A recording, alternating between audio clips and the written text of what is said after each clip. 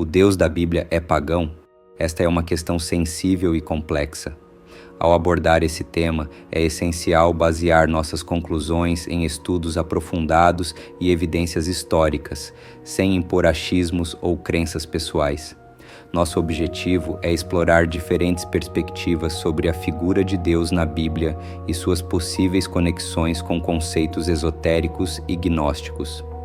Vamos nos aprofundar na figura do Demiurgo, Sofia e os arcontes, relacionando-os com passagens bíblicas e textos antigos, para trazer à luz novas compreensões e interpretações. A descida das vibrações da Terra. A descida das vibrações da Terra, segundo diversas tradições esotéricas, a criação do universo começou com a descida das vibrações.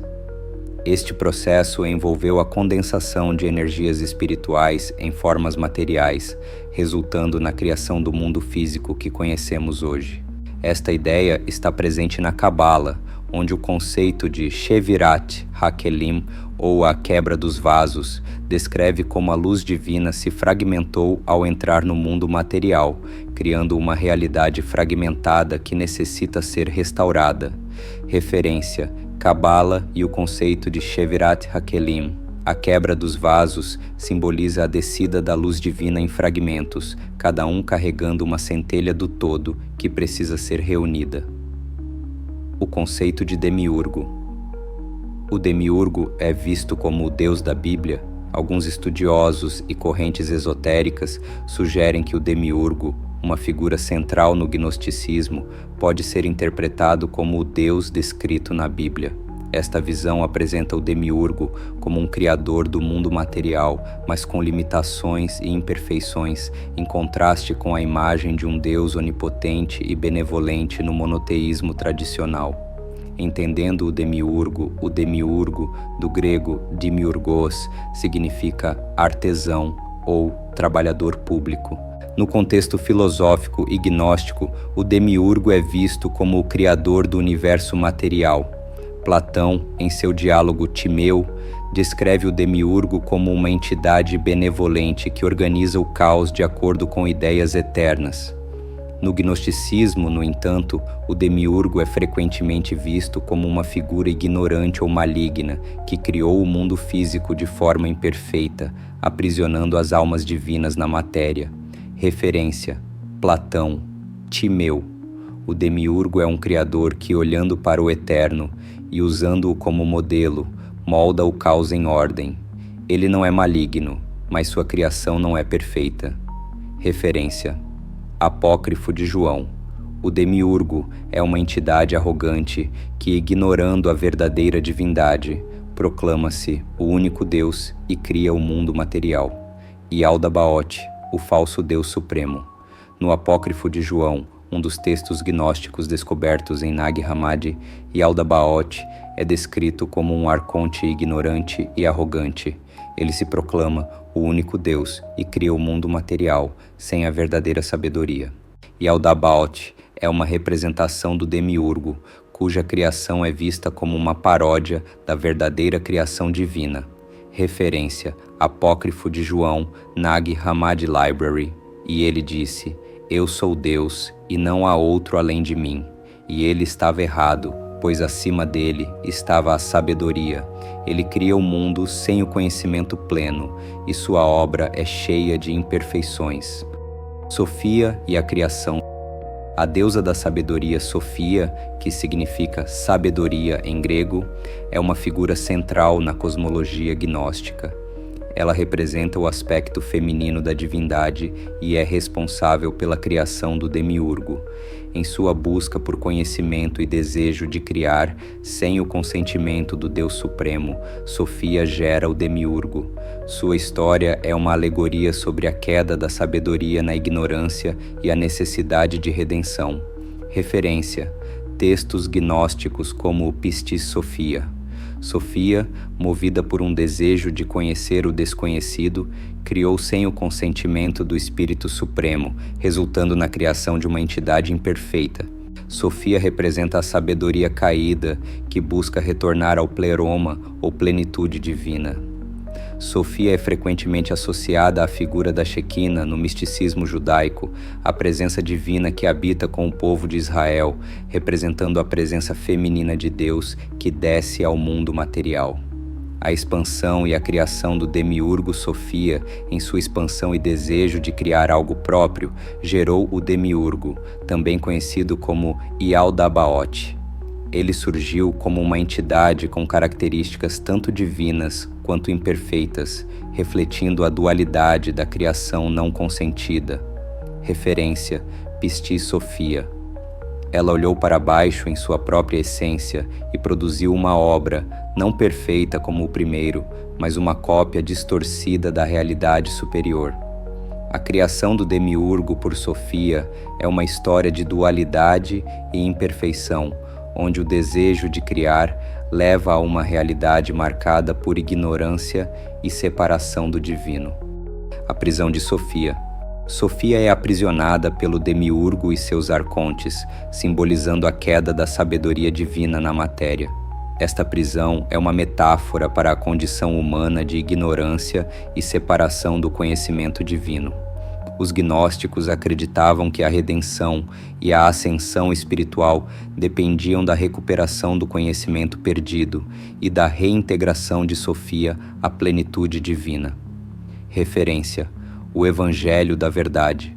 Sofia foi cercada pelas forças das trevas, aprisionada na matéria, aguardando a libertação pela verdade. Sofia, ao ser aprisionada, simboliza a luta constante da alma humana em busca de libertação das cadeias da ignorância e da matéria. A história de Sofia inspira a busca pela verdade e a iluminação espiritual. O demiurgo e os arcontes. A criação dos anjos e humanos. O demiurgo, em sua tentativa de imitar a verdadeira criação divina, cria os anjos e os humanos.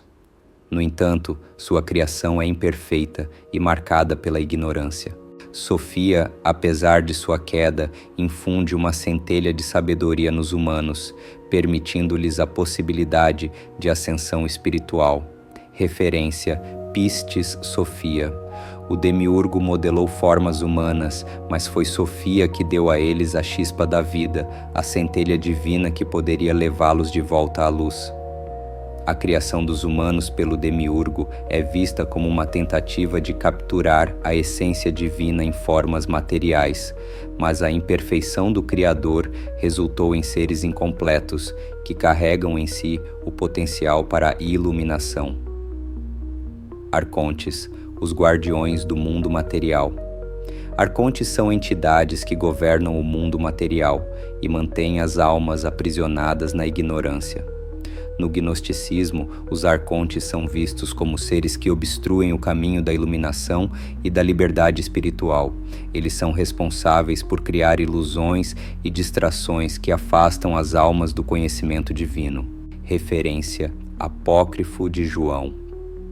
Os arcontes são as forças que prendem as almas na roda do nascimento e da morte, perpetuando a ignorância e a dor. Os arcontes são descritos como forças opressoras que manipulam a realidade e mantêm a humanidade em um estado de confusão e servidão. Entender e superar a influência dos arcontes é crucial para alcançar a verdadeira libertação espiritual. Yahweh é o nome próprio do Deus de Israel, revelado a Moisés no Monte Sinai. Este nome é considerado tão sagrado que muitas vezes é substituído por títulos como Adonai, Senhor, ou Elohim, Deus, nas Escrituras. Yahweh é uma figura central no judaísmo, mas também é reconhecido no cristianismo e no islamismo. Referência: Êxodo 3,14. Disse Deus a Moisés: Eu sou o que sou. Disse mais: Assim dirás aos filhos de Israel: Eu sou me enviou a vós. Referência: Deuteronômio 6,4. Ouve Israel, o Senhor nosso Deus é o único Senhor. Yahweh é representado como um Deus de alianças, que exige fidelidade e obediência em troca de proteção e bênçãos. Sua relação com o povo de Israel é marcada por promessas e mandamentos, simbolizando um pacto sagrado. Ika Igawagá como um deus pagão dos judeus.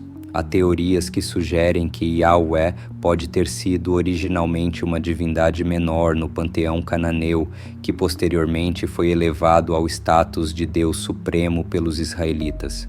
Esta visão propõe que Yahweh compartilha características com outros deuses do Antigo Oriente Próximo, indicando uma evolução do monoteísmo a partir do politeísmo. Referência: pesquisas históricas sobre religião comparada. Yahweh compartilha semelhanças com deuses como El e Baal, sugerindo um sincretismo religioso ao longo dos séculos. Referência: A História de Deus, por Karen Armstrong. Yahweh pode ter evoluído de um deus da tempestade e guerra, semelhante a Baal, para o Deus supremo do monoteísmo israelita. O exame das raízes históricas de Yahweh oferece uma compreensão mais profunda da evolução das crenças religiosas e como as tradições monoteístas emergiram de contextos politeístas. A história de Moisés. Moisés é uma figura central na tradição judaico-cristã, conhecido por libertar os israelitas da escravidão no Egito e receber os 10 mandamentos no Monte Sinai. A história de Moisés é rica em eventos milagrosos e intervenções divinas que reforçam a autoridade de Yahweh como o Deus protetor e legislador. Referência: Êxodo 14, 21, 22. Então Moisés estendeu a mão sobre o mar, e o Senhor fez retirar-se o mar por um forte vento oriental toda aquela noite, e o mar tornou-se terra seca, e as águas foram divididas. Referência: Êxodo 19, 20. E descendo o Senhor sobre o monte Sinai, sobre o cume do monte, chamou o Senhor a Moisés ao cume do monte, e Moisés subiu.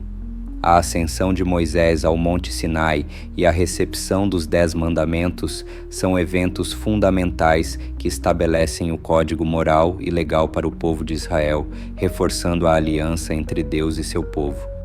A entidade que falou com Moisés. Algumas interpretações gnósticas sugerem que a entidade que se manifestou a Moisés não era o Deus Supremo, mas uma entidade com ego e ganância. Esta visão propõe que o Deus do Antigo Testamento exibe traços de um ser ciumento e vingativo, características atribuídas ao demiurgo. Referência: Apócrifo de João.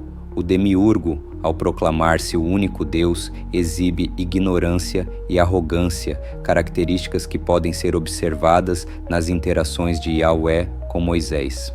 Referência: Êxodo 33, 20. Disse mais: Não poderás ver a minha face, porquanto homem nenhum verá a minha face e viverá. Esta interpretação oferece uma perspectiva crítica sobre a natureza das manifestações divinas no Antigo Testamento, sugerindo que a verdadeira divindade é mais transcendente e compassiva do que o Deus descrito nas Escrituras. Explicação do tetragrama.